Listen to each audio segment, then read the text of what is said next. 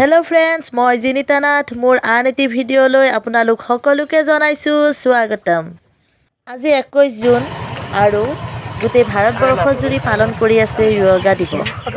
आज योगा दिवस उदযাপনৰ কাৰণে आमिও ওলালো। আমি গৈ আছো এটা অঙ্গনবাড়ী কেন্দ্ৰত। আমাৰ এই যাত্ৰা আমি যেটো ৰাস্তাৰে গৈ আছো এই ৰাস্তাৰ চাৰিও কাষে পানীয়ে পানীৰ মাজেৰে এই যাত্ৰা আমাৰ। আজি এসপ্তাহ ধৰি নেৰানেপেৰা বৰষুণ হোৱাৰ ফলত চাৰিওফালে মানে পানীৰে ভৰপূৰ হৈছে। যেটো পথেৰে গৈ আছো পথৰ দুয়ো কাষে পানী খালি পানী কেৱল পানী আৰু ৰাস্তাৰ পথ ভাঙি গৈছে বেয়া হৈ পৰিছে। হঠাতে গৰমৰ মাজত বৰষুণ পাই ভালে পাইছিলো, কিন্তু আজি এসপ্তাহৰ বেছিয়ে হল নেৰানেপেৰা বৰষুণে যেন আমনি লগা যেন কৰিছে। কিয় এই বৰষুণৰ ফলত ৰাস্তা ঘাট সকলোবোৰ নষ্ট হৈ যাই আছে। চাৰিওফালে পানী কেৱল পানী। বহু বিজনেছ কৰা বা দোকানী বহুত ভাল বা চাকৰিয়াল বা আমিবোৰ বহুত কষ্ট পাইছোঁ। ডিউটি টু ডিউটি এয়া আজি এনেকৈ পিলপিলিৰ পৰা নামি খোজকাঢ়ি যাব লগা হৈছে। ইমান পানী পিলপিলিখনেদি আমাক থৈ আহিব পৰা নাই। আমি এই দৃশ্যটো চাওকচোন আপোনালোকে, কিমান ভয় লগা দৃশ্য।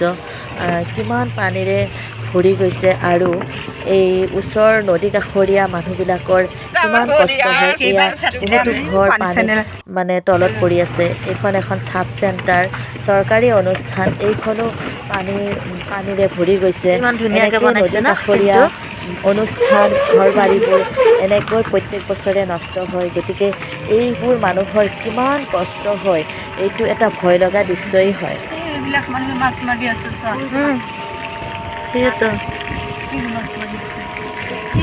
প্ৰায়বোৰ মানুহে জাল পাতি মাছ মাৰি আছে।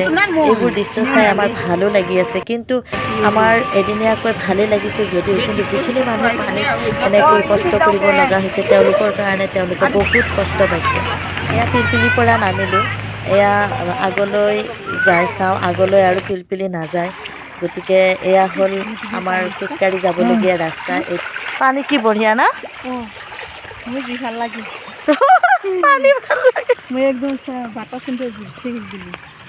বোকা পানী পাৰ হৈ এয়া আমি খোজকাঢ়ি গৈ আছোঁ।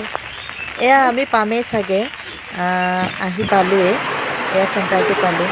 এয়া আমাৰ কাৰ্যসূচী আৰম্ভ হৈ আছে আৰু যোগা দিৱস। আজি যোগা দিৱস মানে ধ্যান ব্যায়াম আৰু এয়াই শৰীৰ চৰ্চা। গতিকে শৰীৰ চৰ্চা কৰিলে দেহ মন সকলোখিনিয়ে ঠিকে থাকে। গতিকে আমি শৰীৰ চৰ্চা কৰিব লাগে। শৰীৰ চৰ্চা কৰা বহুত প্ৰয়োজনীয়। এয়া ঘৰলৈ যাবলৈ ওলালোঁ। নেৰানেপেৰা বৰষুণ যাকে পালে, বৰষুণটো দিয়ে আছে, কিন্তু যাবতো লাগিবই উভতি ঘৰলৈ। মানুহৰ লক্ষ্য আৰু উদ্দেশ্য ঠিক থাকিলে সকলো ঠিক থাকে। গতিকে আমি আমাৰ লক্ষ্য আৰু উদ্দেশ্য সদায় ঠিক ৰাখিব লাগে।